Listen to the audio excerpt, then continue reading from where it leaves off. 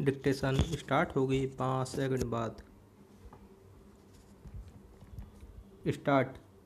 केंद्र सरकार ने गांवों में कोरोना संक्रमण रोकने के लिए जो दिशा निर्देश जारी किए, केवल वही पर्याप्त नहीं, उसे यह देखना होगा कि राज्य सरकारें और उनका प्रशासन इन दिशा निर्देशों के अनुरूप काम कर पा रहा है या नहीं। संसाधनों के अभाव का सामना करने वाले ग्रामीण इलाकों में कोरोना संक्रमण की रोकथाम के लिए राज्यों को बहुत तेज़ी से बहुत कुछ करने की ज़रूरत है। गांवों में केवल स्वास्थ्य ढांचा ही कमज़ोर नहीं है, बल्कि प्रशिक्षित स्वास्थ्य कर्मचारियों का भी अभाव है।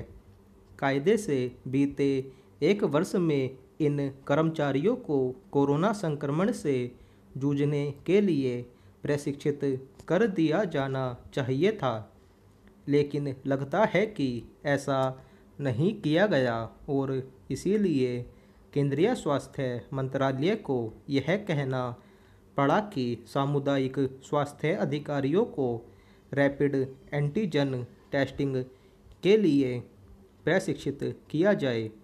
यह काम युद्ध स्तर पर तत्काल प्रभाव से करना होगा, क्योंकि समय कम है। गांवों में कोरोना संक्रमण न केवल पहुंच चुका है, बल्कि कहर भी ढा रहा है। देश के कुछ ग्रामीण इलाके तो ऐसे हैं जहां संक्रमण का असर शहरों से अधिक दिख रहा है। यह ठीक है कि केंद्र सरकार लगातार उच्च संक्रमण वाले क्षेत्रों में घर घर टेस्टिंग पर जोर दे रही है, लेकिन समस्या यह है कि पर्याप्त टेस्टिंग किट उपलब्ध नहीं है। कम से कम अब तो टेस्टिंग किट के अभाव को प्राथमिकता के आधार पर दूर किया जाना चाहिए। यह एक कठिन काम है, लेकिन उसे करना ही होगा, क्योंकि इसी के जरिए गांवों को कोरोना के कहर से बचाया जा सकता है। राज्य सरकारों के लिए यह भी आवश्यक है कि वे गांवों के उपेक्षित और अपर्याप्त स्वास्थ्य ढांचे को सक्षम बनाने के लिए कमर कसें। ज़्यादातर ग्रामीण इलाकों में जो प्राथमिक एवं सामुदायिक स्वास्थ्य केंद्र हैं, उनकी दशा अच्छी नहीं।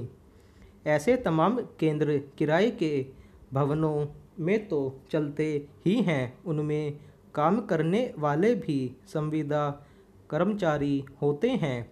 यह इस स्थिति के लिए राज्य सरकारें खुद के अलावा अन्य किसी को दोष नहीं दे सकती।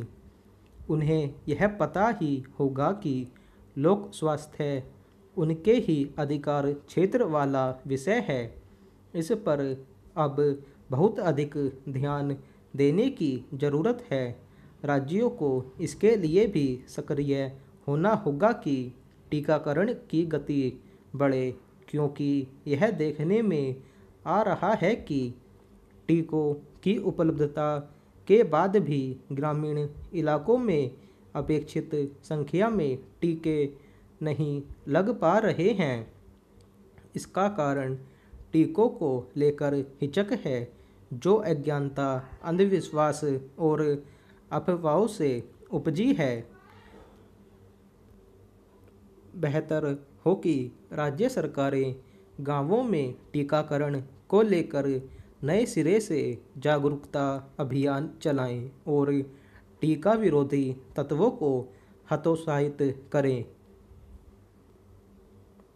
प्रदेश में कोरोना संक्रमितों की संख्या में कमी भले ही आ रही है, लेकिन लोगों के जख्म अभी हरे ही हैं और एक बड़ा जन समुदाय इस संत्रास से अभी भी सहमा हुआ है।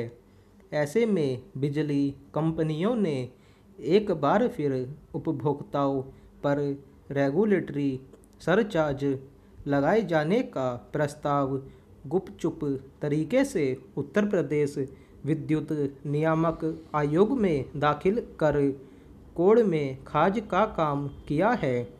यह प्रस्ताव यदि पारित होता है तो उपभोक्ताओं की महंगी बिजली का झटका लगेगा, जो अभी न इसके लिए मानसिक तौर पर तैयार हैं और न ही आर्थिक तौर पर। आश्चर्य है कि जब प्रदेश में जनता कोरोना महामारी से बुरी तरह त्रस्त है और दवाओं व इलाज के लिए जूझ रही है, तो कंपनियों ने ऐसा प्रस्ताव लाने का फैसला किया। यह फैसला लागू होता है तो बिजली 12% तक महंगी हो सकती है, जिसे बर्दाश्त करने के लिए जनमानस अभी तैयार नहीं। नियामक आयोग इस पर सोमवार को सुनवाई करेगा और संभव है कि उसका नज़रिया उपभोक्ताओं के प्रति संवेदनशील भी हो, लेकिन जिला कंपनियों द्वारा यह प्रस्ताव लाने के औचित्य पर तो सवाल खड़े ही होंगे। राज्य विद्युत उपभोक्ता परिषद ने सीधा आरोप ही लगाया है कि कंपनियां भी आपदा में अवसर तलाश रही हैं। इसमें कोई दो राय नहीं कि बिजली कंपनियां वित्तीय संकट से जूझ रही हैं और कोविड-19 और अगले वर्ष विधानसभा चुनाव के मद्देनज़र बिजली की दरों में सीधी कोई बढ़ोतरी प्रस्तावित नहीं है। ऐसे में उन्होंने कान को दूसरी ओर से पकड़ने का फैसला किया और प्रस्ताव दाखिल किया कि चूंकि उसका 49,827 करोड़ रुपए उपभोक्ताओं पर निकल रहा है, ऐसे में उपभोक्ताओं पर रेगुलेटरी सरचार्ज लगाया जाए। ऑडिटर आंकड़ों के मिलान के बाद नफ़ा नुकसान के आधार पर रेगुलेटरी सरचार्ज लगाया जाता है। यदि कंपनियों ने उपभोक्ताओं से अधिक पैसे वसूल लिए हैं तो वह उन्हें रेगुलेटरी लाभ देती है, और यदि उपभोक्ताओं पर कंपनी का पैसा निकलता है तो सरचार्ज लिया जाता है। उपभोक्ताओं पर बकाये के आधार पर ही कंपनियां सरचार्ज लगाने पर जोर दे रही हैं। जीवन में सभी सुख की कामना करते हैं, दुख कोई नहीं चाहता, किंतु मनुष्य के न चाहने पर भी दुख आता ही है। यदि दुखों को सुख की तरह स्वीकार किया जाए तो वे ही उससे मुक्ति की राह खोलने वाले सिद्ध होते हैं। मनुष्य की अधिकांश समस्याओं के मूल में उसका अहंकार है। वह अपने धन, कुल, जाति, बल, साधनों पर अहंकार करता है और इन्हें अधिकाधिक संचित करने तथा बनाए रखने को लालायित रहता है। मनुष्य के अहंकार का सबसे बड़ा कारण उसका ज्ञान है। ज्ञान पर अहंकार करना सबसे बड़ी मूर्खता है, क्योंकि ज्ञान की पराकाष्ठा अंतिम सत्य है जो मात्र परमात्मा ही जानता है। आज मनुष्य का ज्ञान जो पर्वत जैसा दिख रहा था, राई के दाने के बराबर हो गया लगता है। यह दूसरा वर्ष है जब सारा संसार महामारी की चपेट में है। मनुष्य न तो कोई सटीक दवा ढूंढ पाया है, न बचाव का कोई ठोस उपाय। यह सही समय है कि मनुष्य अपने ज्ञान और कौशल पर अहंकार करना सदा के लिए त्याग दे। जब मनुष्य अपने ज्ञान पर अहंकार का त्याग करेगा, तभी उसे ईश्वर की कृपा से सच्चे ज्ञान की प्राप्ति होगी। ईश्वर ज्ञान का सागर है। उसी ने सृष्टि का सृजन किया है और वही उसे चलाने की विधि जानता है। दुख आया है तो उससे वही उबार सकता है। वह अपना कौतुक दिखा रहा है। किसी को रोगियों की भीड़ में ही निरोग रखे हुए है और किसी को चिकित्सकों की भीड़ से भी ले जा रहा है। मनुष्य घर में दुबका है, जबकि पंछी स्वतंत्र आकाश में निर्भय चहक रहे हैं।